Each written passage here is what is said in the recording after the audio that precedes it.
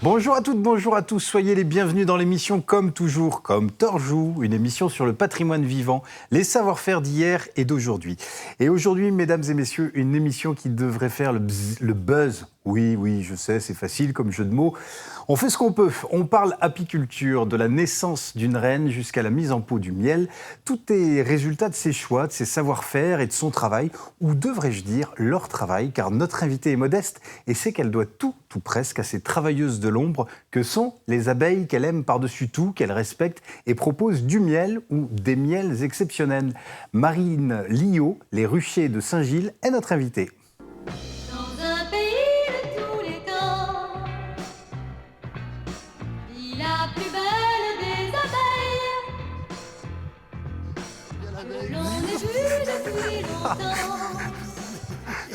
Vous êtes formidable. Dans ses ruches et dans son esprit, il y a de l'or à l'infini.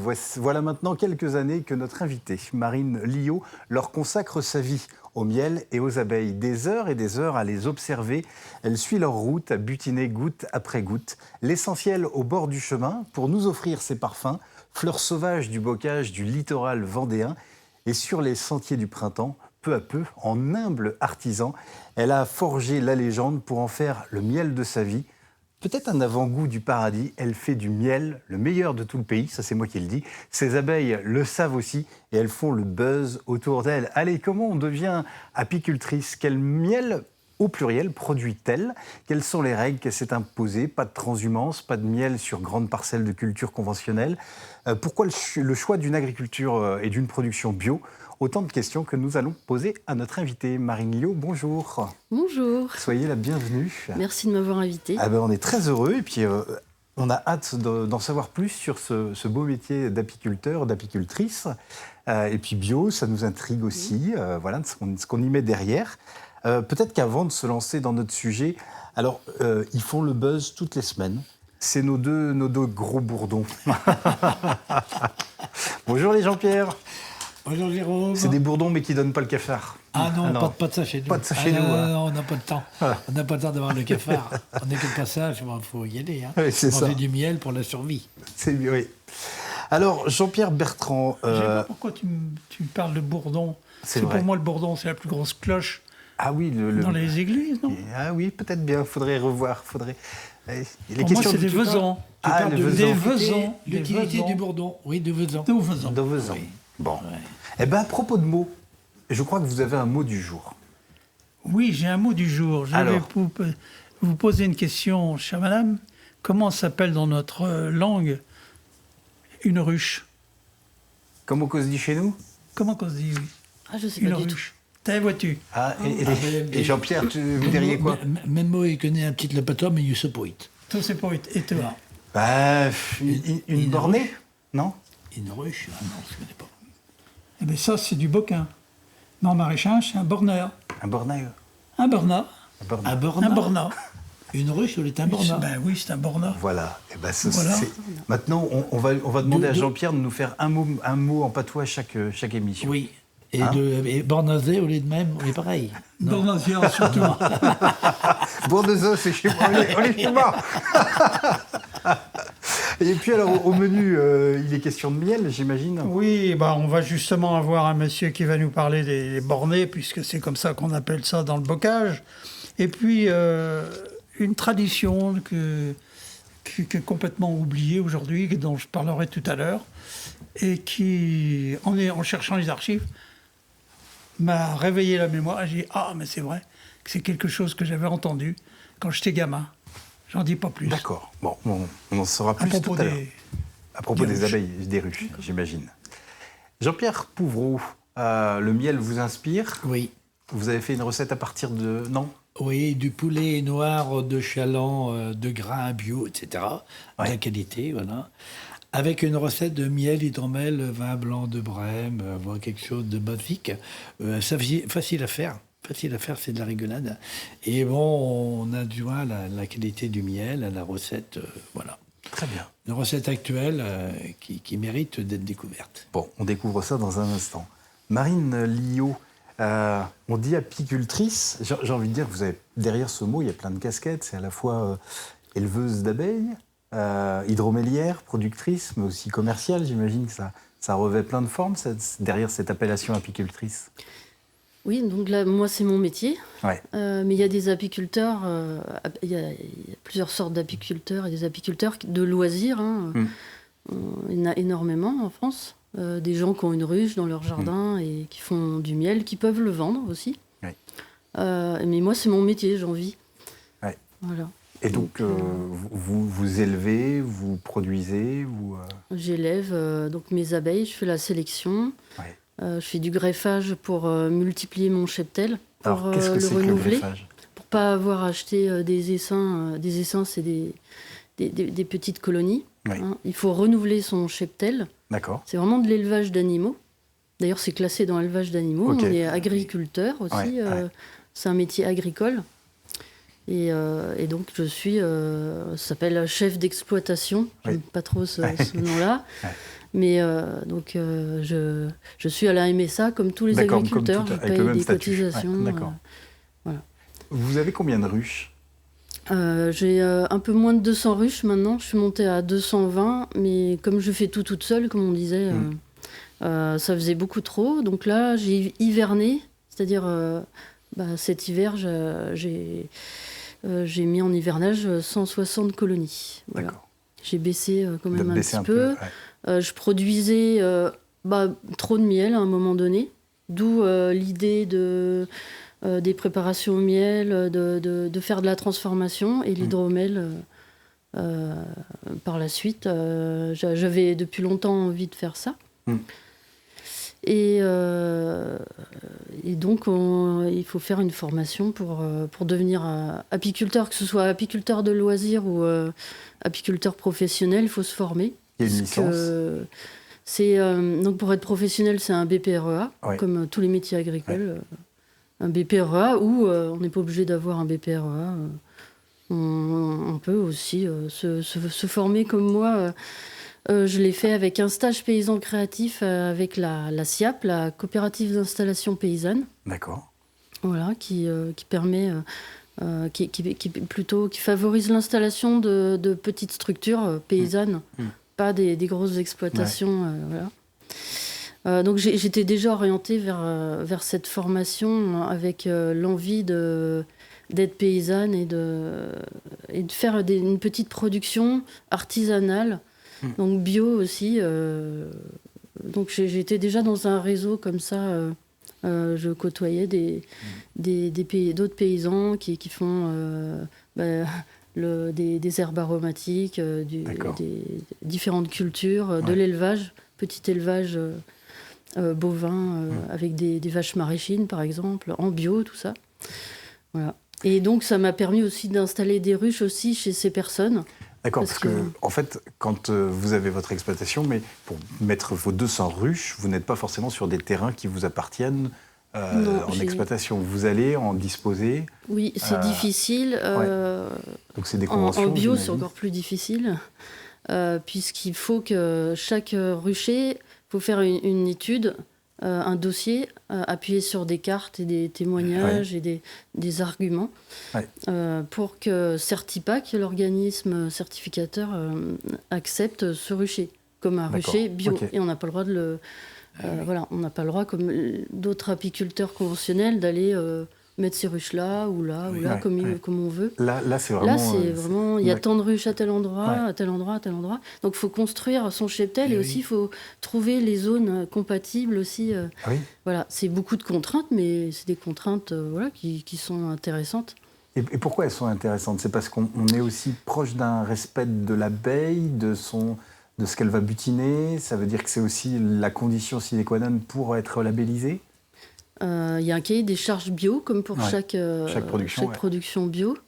Donc on doit suivre ce cahier des charges. Et donc les endroits qu'on choisit, c'est des sites qui sont Natura 2000 ou avec des cultures bio majoritaires, ou de la flore spontanée. Voilà. Pas des endroits avec des grandes cultures conventionnelles.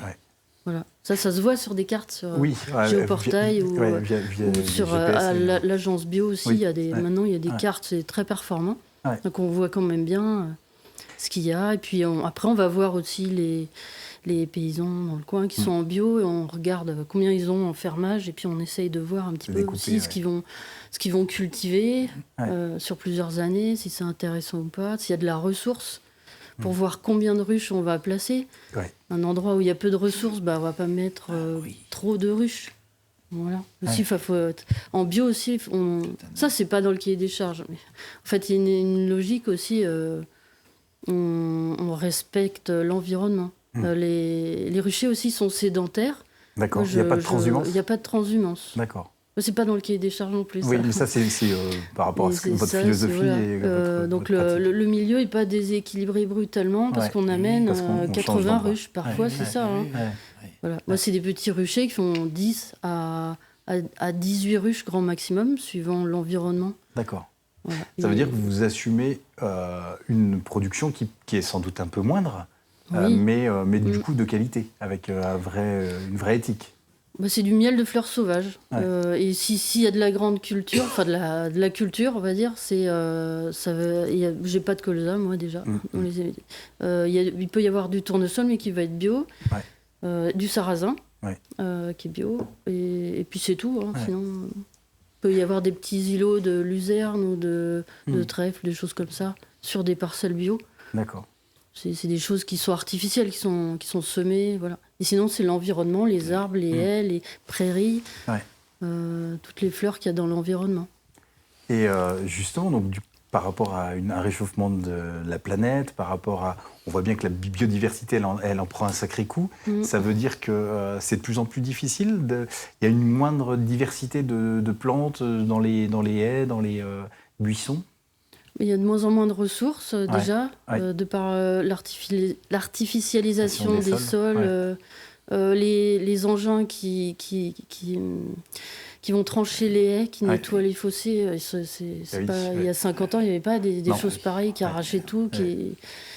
Donc là, c'est très performant. Comme tout ce qui est performant, on est content, ça va vite, etc. Mais c'est très destructeur, donc il faut un petit peu peut-être moins le faire et puis pas raboter les arbres jusqu'au tronc et les déchiqueter. On voit de ces choses des fois. Donc les haies, maintenant, on les voit à travers.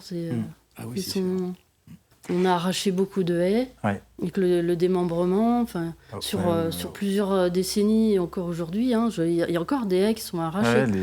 Alors après, on en replante, mais avant que ça prenne, pousse, et les rebondements fait du mal. C'est très long. On essaye de refaire. Moi, j'ai acheté un terrain d'1 hectare, j'ai essayé de refaire des haies, des petites parcelles. Ça.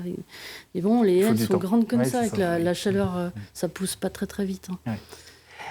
C'est quoi le périmètre d'une abeille? Parce que moi, c'est vrai que je vais vous dire naïvement, je me disais, mais du miel bio, comment on va pas tracer l'abeille si elle a envie d'aller butiner sur un champ qui n'est pas bio? Donc on regarde justement sur les cartes, là, on peut faire un rayon de 3 km. 3 km, et on regarde jusqu'où l'abeille peut aller, aller récolter, et ce qu'il y a, voilà, à tel moment, en telle saison. C'est des cultures mellifères sur lesquelles on est sûr qu'elles vont aller. Voilà. Je vous propose, Marine, qu'on marque une petite pause et puis on va savoir comment on peut cuisiner le poulet avec du miel, puisque c'est la chronique de Jean-Pierre Pouvreau. On passe à table. Mais avec le miel, avec des bons produits, on peut faire qu'une bonne recette. C'est vrai. Du bon miel, un bon poulet, il n'y a pas de souci. Bon, du vin de Brême, puisqu'il y en a pour l'un de chez nous. Voilà, un peu d'hydromel si on veut. Hein. Bon, alors la recette, un gros poulet, parce que moi, rien vaut les gros poulets qui courent vite. Ceux qu'on a du mal à attraper, ça, c'est ceux-là qu'il faut prendre. Voilà. Bon, de chaland, si possible, quand même, là. Hein, il y a une bonne zone de production. Labellisé, bio. 1,5 kg. Pour que le poulet il ait du goût, que la chair elle soit bien ferme, qu'elle se tienne. Et là, j'ai mis 6 échalotes, 2 têtes d'ail et 2 carottes. Bon, à éplucher, à tailler en brunoise. Du beurre et de l'huile de colza, 50 grammes, 100 grammes de beurre. Du thym, du romarin et un yaourt. Voilà. On porte à ébullition le vinaigre de vin vieux, le vin blanc, l'hydromel et le vin de Brême. On rajoute dedans cette ébullition un bouillon de cubes de poule. Et puis les 100 grammes, et voilà. On fait fondre le miel 100 grammes et on badigeonne le poulet avec un pinceau avec le miel. Et après, ce poulet-là, on le saupoudre avec du thym et du romarin émietté. Voilà. Dans le fond de la plaque, on met les légumes qui ont été coupés en brunoise, les échalotes, l'ail, les carottes, le poulet qui a été enduit de miel. Dedans, on met un yaourt aromatisé avec le romarin. C'est très bon, le romarin. Oui. Ouais. Le thym à l'extérieur, le romarin à l'intérieur. Et on fait cuire, une fois que les légumes ont été portés à ébullition dans le vin, le vinaigre et le miel, on fait cuire tout l'ensemble sur une plaque. Donc le poulet dépose, vous avez le fond de la plaque, et tout ça, ça cuit au four. On surveille la cuisson. Voilà, un poulet de 1,5 kg, il faut compter une bonne heure de cuisson, suivant la taille du four, la puissance du four, voilà, en retournant régulièrement. Et alors ensuite, on découpe le poulet. À la fin, le jus de cuisson, si, au besoin, si on aime ça, c'est pas obligatoire. Attention, c'est facultatif. On peut le crémer. Ah, mais... On peut le crémer. C'est pas obligatoire, mais non. Mais vous savez qu'il y a des amateurs de crème. Voilà, on peut les crémer. Et alors, moi, je mets de la crème facilement. Et donc, ensuite, on filtre ce jus de cuisson qui est parfumé du miel, du thym, de l'hydromel et du vin de Brême. Donc, et on déguste ça avec des pommes de terre de Noirmoutier, voire des fèves du Marais, quand on peut en trouver fraîches. Voilà. Et des petites pommes de terre de Noirmoutier qu'on fait, comme il y a eu de la crème avant dans la recette, on peut les faire simplement cuire vapeur sans rien. Il faut équilibrer, pas tout au beurre. Voilà, il ne faut pas tout exagérer non plus. Non, il faut y aller doucement. Et alors, donc là, on mange ces pommes qui sont neutres, voilà, et qui sont enrichies par le goût de la sauce, du poulet, du miel, et c'est un vrai bonheur à table avec du pain rassis. Le seul pain qui a du goût, c'est le pain rassis. Voilà, ça c'est et le vrai pain rassis ne moisit pas. Son credo. Ouais. Non, mais il faut bien le comprendre. On a oublié les vrais goûts d'autrefois. Ça faisait longtemps que vous ne nous en aviez pas parlé, quand même. Je ne peux pas m'empêcher. Ah, c'est ça, la crème et le pain rassis. J'ai été élevé au pain rassis. Moi, à la fin de la messe, on avait une bouchée de pain rassis. Le banquet des boulangers qu'on faisait autrefois, les boulangers d'il y a 50 ans mangeaient que du pain rassis. Pour eux, c'est le seul pain qui avait du goût. Et donc ça c'est passé de mode. Alors j'en parle régulièrement parce que, comme c'est passé de mode, j'essaye d'en parler pour le faire revivre à ceux qui voudront s'aventurer à manger du pain rassis avec du miel, de l'hydromel et un bon poulet de chaland. Eh ben voilà. Retrouvez les plus grands classiques de Jean-Pierre Prouvost, crème et pain rassis, la semaine prochaine. Et ça ne fait pas grossir. Et ça ne fait pas grossir. Mais voilà, c'est magique. Ah non. Ah non, ça ne fait pas grossir. Donc, c'est du bon pain, alors. Hein. Oui. Ah, mais voilà. Mais seul le bon pain peut rassir. C'est ça qu'il faut comprendre. Le miel nature, c'est délicieux aussi. Ah oui, c'est le meilleur. C'est le meilleur, oui. On n'est pas obligé d'attendre le poulet pour manger du miel. Ah, bien sûr que non. Ah non. C'est sûr. D'ailleurs, on dit du miel, mais on devrait dire des miels, parce que je vois que vous avez apporté un échantillon de différents miels. Oui. Ils sont tous très différents. Vous avez combien de miels ? J'en ai pas beaucoup. En fait, là, les miels, là, il y a le miel de ronce qui est ambré. Oui. Donc, c'est ronce et fleurs sauvages, je l'appelle comme ça. Hein. Oui. Donc, c'est un miel que je produis au mois de juin jusqu'à début juillet. D'accord. Voilà. Avant, il y a le miel de printemps, je crois qu'il est là-bas. Qu'on a, oui. Non, il est là. D'accord. Ici. Et puis après, il y a le miel d'été qui doit être là-bas. Voilà. Et ensuite, le miel de sarrasin. 4 sortes cette année. Avec des goûts différents, bien marqués. Ah oui, ils sont vraiment chacun ouais. à sa personnalité. Le miel de printemps, il est plutôt doux. Enfin, ça dépend des années. Ça dépend... Bon, cette année, je ne sais pas si je vais produire du miel. C'est vrai. Parce que Oui, vous êtes tributaire de la météo. Oui, c'est très, très compliqué cette année. Ah oui. Il n'y a rien du tout là qui rentre dans les ruches. Bon, ça va peut-être venir, ça se réchauffe là. Ça vous inquiète ? Ouais. Oui. Ouais. Ah oui. Ouais. C'est très angoissant. Oui. Ouais. Ouais. Mais il reste 3 semaines de mielée, de floraison, 3-4 semaines maximum. Ouais. Après, c'est terminé pour le miel de printemps. Donc il faut vraiment qu'il fasse beau maintenant. Allez, il va faire beau. Il fera beau demain. Je vous ai contacté parce que par rapport à tous les apiculteurs de Vendée, j'ai trouvé que vous étiez original dans la production d'hydromel, puisque ce n'est pas un produit qu'on a l'habitude d'entendre parler en Vendée. Chez les voisins d'en haut, oui. Oui, chez les Bretons. Oui, aussi dans le sud, hein, il y a des très bons producteurs, des hydroméliers qui sont... Vous avez été sont très bons. Récompensé pour votre production. Oui, j'ai été étonnée. Oui, donc j'ai fait une formation. C'est comme l'apiculture. Pour faire bien les choses, il faut se former auprès de gens compétents, c'est mieux. Et donc j'ai fait l'année dernière cet hydromel demi-sec, avec mon miel évidemment. Le but c'était d'utiliser mon miel aussi, de le transformer pour pouvoir le vendre. Et donc je me suis inscrite au concours des hydromels de France en décembre. C'est un collègue qui m'a conseillé. Voilà, donc je l'ai fait sans trop y croire. Voilà, sans prétention. Peut-être une médaille de bronze, on ne sait jamais. Hein, parce que tout le monde me disait qu'il était très bon. Et j'ai obtenu la médaille d'or, oui. Et parmi, c'est un concours avec des professionnels, que des professionnels. Et donc, il y a des professionnels très connus. Antoine Routier, Lodomiel, il y a des très bons hydromels. Donc, j'ai été étonnée d'avoir cette récompense. Ouais. Voilà. Bravo. C'est mon projet. Félicitations. Ouais. Et c'est long, c'est un processus long de faire l'hydromel. C'est compliqué, il y a des étapes importantes qu'il ne faut pas louper. C'est comme du vin, en fait. Un hydromel, c'est le même... on procède de la même façon que pour faire du vin. Sauf que ce n'est pas du raisin, c'est le miel qui va fermenter. Il y a de l'eau, du miel et des levures œnologiques ou les mêmes levures que pour le vin ou de brasseur, on peut utiliser selon sa recette. Et donc les levures transforment le miel en alcool. D'accord. Voilà. Donc il y a une période de fermentation et quand la fermentation est terminée, il y a une période d'élevage qui est plus ou moins longue, qui s'achève quand on trouve que le produit est bon. Oui, c'est ça. On goûte et voilà. Mais il faut plusieurs mois. Et là, je prépare un hydromel sec qui commence à être pas trop mal. D'accord. Voilà. Moi, je préfère les produits assez secs. Parce que les gens me disent souvent « Oui, mais l'hydromel, c'est quelque chose de très sucré, j'aime pas. » Soit ils connaissent pas, ou alors ils ont goûté quelque chose de pas très bon, ou de très sucré. Il y a des choses sucrées qui sont très bonnes. Hein. Moi, je préfère aller... c'est peut-être dans les goûts du temps, je pense. Les gens sont peut-être moins attirés par le très sucré. Et moi, je préfère faire des produits le plus sec possible, en fait. L'hydromel sec, il n'y aura pas de sucre résiduel.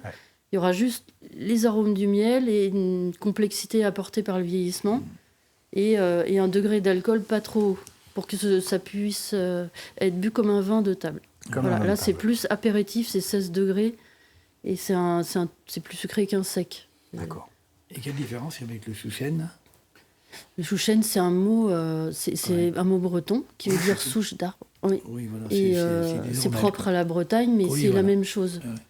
Bon, il y en a qui diront c'est fait avec des pommes, etc. Il y a des gens qui ne sont pas d'accord. Le débat est ouvert.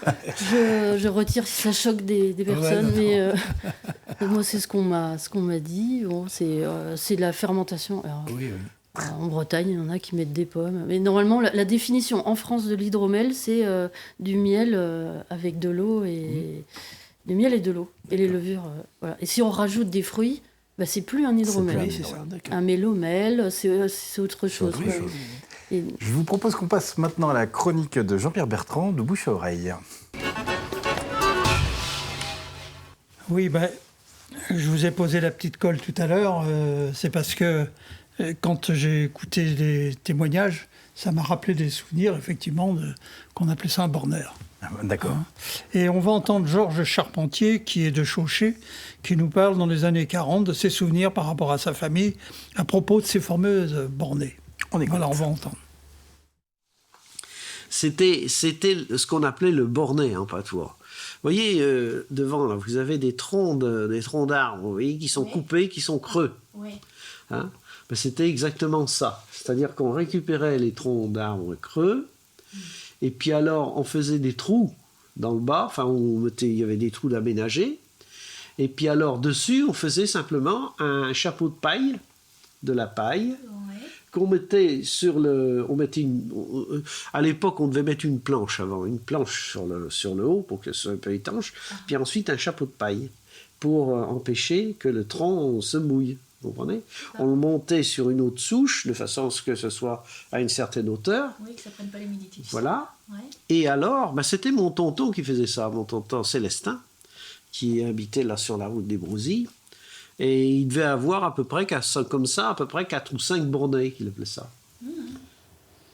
Eh oui. On passe à la suite ? On passe à la suite. Et là, je vais vous poser une question. Est-ce que quand vous avez un deuil dans votre famille, vous avez une attention particulière pour vos abeilles ? J'espère que j'aurai pas de deuil.